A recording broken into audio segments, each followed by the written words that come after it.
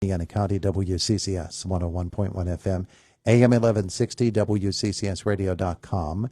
He is State Representative Jim Struzzi, joining us in the studio this morning on this Thursday. Our conversation is brought to you by Marcus & Mack, voted best personal injury law firm in the Best of Indiana County contest. Marcus & Mack, a law firm representing injured people. Good morning to you. Good morning, Todd. Thanks for having me. Good to have you back in the studio with us today, talking about a number of issues. We still don't have a state budget. Well, I understand we're going to get a step closer today. Yeah. The Senate's we're going to reconvene to sign the budget that passed out of the House. It's House Bill 611. Hopefully that gets it to the governor. Well, he will sign it. Still up in the air about whether or not he's going to veto the Lifeline scholarships, also the Pennsylvania Award for Student Success that the Senate put into the compromised budget that was worked out with the governor. So we'll see what happens there, but I think it is good news. It is a good step forward because a lot of agencies are starting to get to the point where they need that state funding to continue to operate. Yeah, schools especially, right? I imagine you've heard from a few. We have, yes, we have. And, you know, I've publicly expressed my frustration that we haven't been in Harrisburg working on the budget. But it seems like this is a good step forward. We still will have to reconvene for the code bills, which are basically the how you spend the money. The budget plan is the general appropriations bill is the spending plan. The code bills are sort of the backbone of how you actually spend that money, how it gets allocated. So again, this is a step forward. We will have to get back into the session and move forward with the code bills, like the fiscal code, the education code, et cetera. But we're not scheduled to be back until September 26th for regular session, which I believe that will change now that the Senate is going to convene and move the budget forward. Yeah. Well, we'll get you there. Yes. One way or t'other. I think that a very common misconception and very easy to jump on as if it's something bad is the fact that you get to spend time now here in the home district. There's right. an awful lot of work that gets done when you're back here as opposed to there in Harrisburg. You're doing the farm tour today. That's yes. one thing. Yes. But talk about the amount of things that you're able to do when you're here local and able to be around people and with organizations, meeting with agencies and, Sure. and doing some of that summer legwork. Well, it's still a mix. There's a number of pieces of legislation that I'm working on to try and get ready to move whenever we do return for session. I have 19 bills that I've introduced this session, 3 resolutions. I'd like to see a number of those bills move because I think they will be good for our local communities and will be good for Pennsylvania.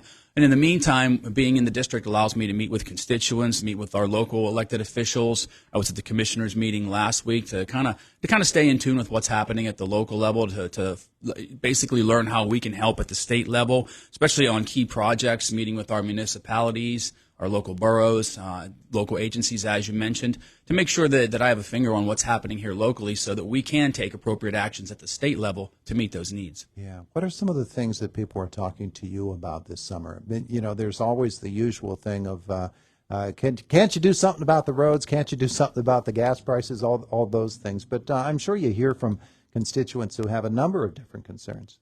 Well, sure, and there certainly is a lot of road work occurring around Indiana County this year. But, you know, from my background in PennDOT, I think that's a good thing. Any investment in our infrastructure to make our roads and bridges more usable, more safer is a good investment. So I'm glad to see all that work occurring both within our local municipalities and at the state level. A lot of issues are still people concerned with inflation. Again, gas prices, as you mentioned, it's very difficult for people to make ends meet right now. Mm-hmm. That's why it's so important, I think, that we get a budget out there that helps provide some of those resources for people so that they can, you know, stay afloat until we can right this ship economically for this country. And that's a big concern I think a lot of people have.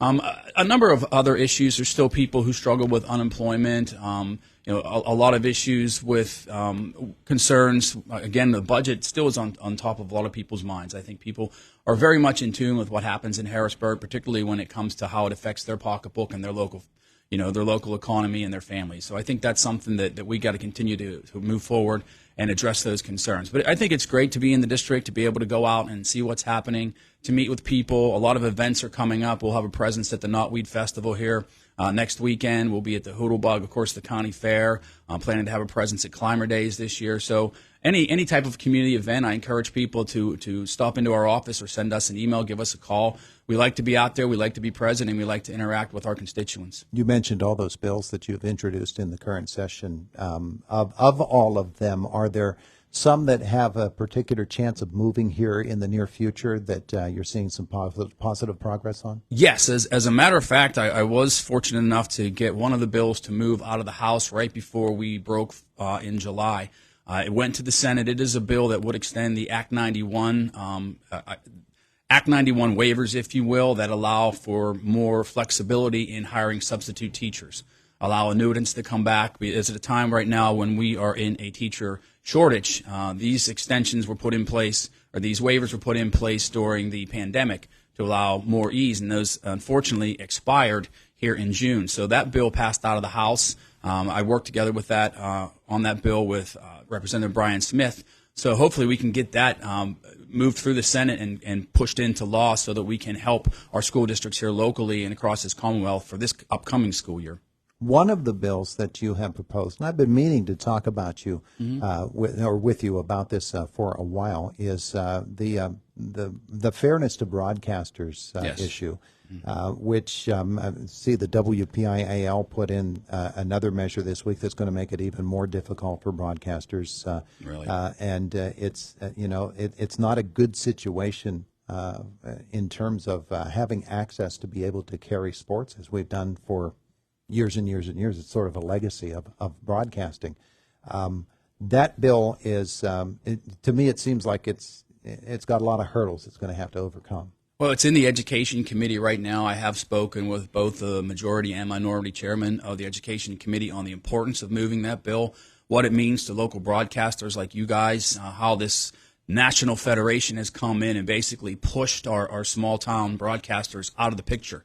And that is, to me, unfair. It's unfair to Pennsylvania businesses, unfair to Pennsylvania employers, unfair to Pennsylvania taxpayers, because you guys are the ones that are providing the jobs here locally, providing the best coverage that you can, because you know these local communities, you know these local athletes in our school districts. So I think it's patently unfair. And unfortunately, when we are in the minority right now, the Republican caucus, so we don't make the decisions on what bills move.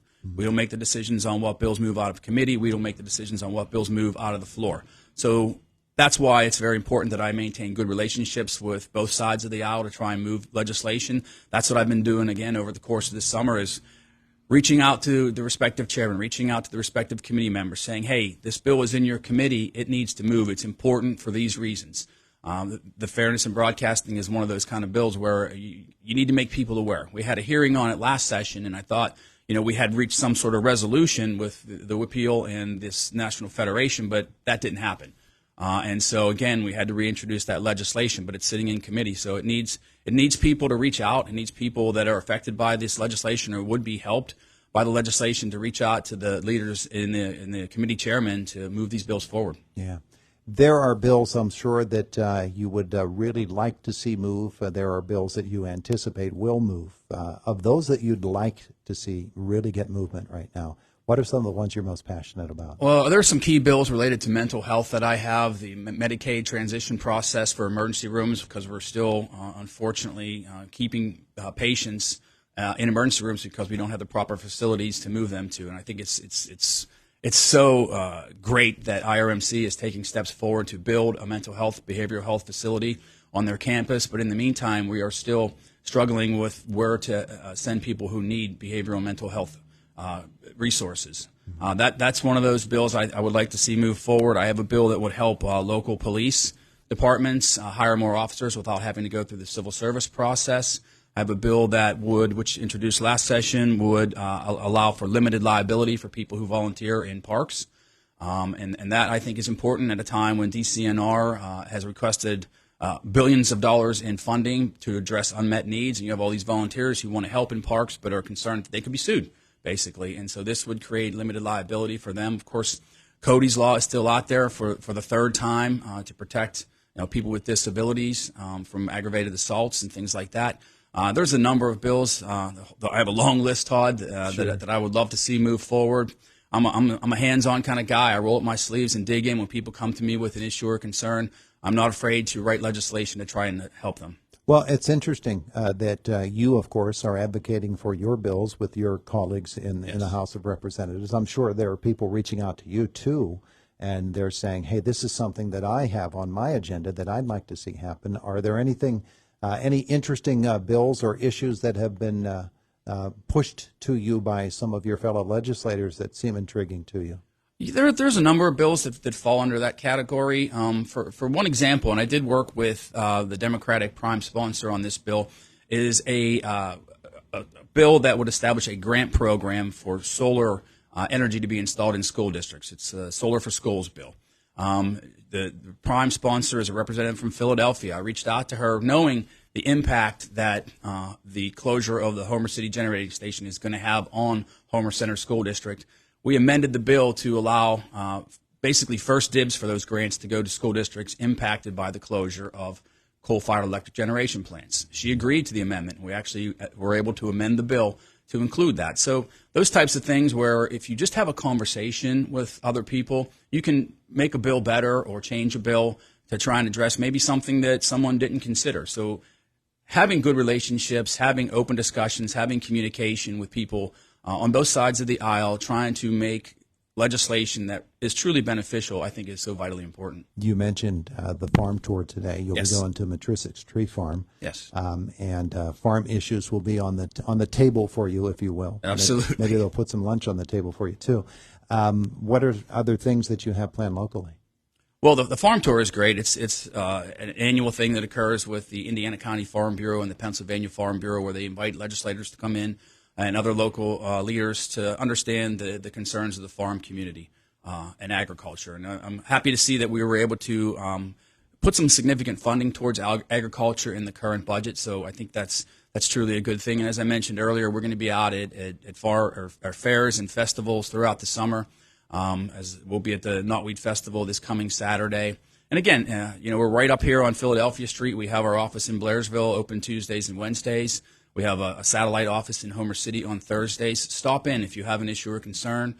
Give us a call. You can follow me on the internet at repstruzzi.com. Subscribe to our Friday emails that talk a whole lot about what's happening in Harrisburg, what's happening here locally, and things that we're doing to try and help the communities. He is here in Indiana County today, but he'll certainly have an eye on what's happening in Harrisburg with the Senate recalled there this afternoon. So we'll watch that along with you. Representative Jim Struzzi, thanks for the visit. Absolutely, Todd. Thanks for having me. It is the voice of Indiana County. It's WCCS 101.1 FM, AM 1160, and WCCSradio.com. We're about 2.5 minutes away from the top of the hour. Fox News is coming your way then. We'll follow that with news from our WCCS newsroom. AccuWeather says today, on Bill Otto's birthday,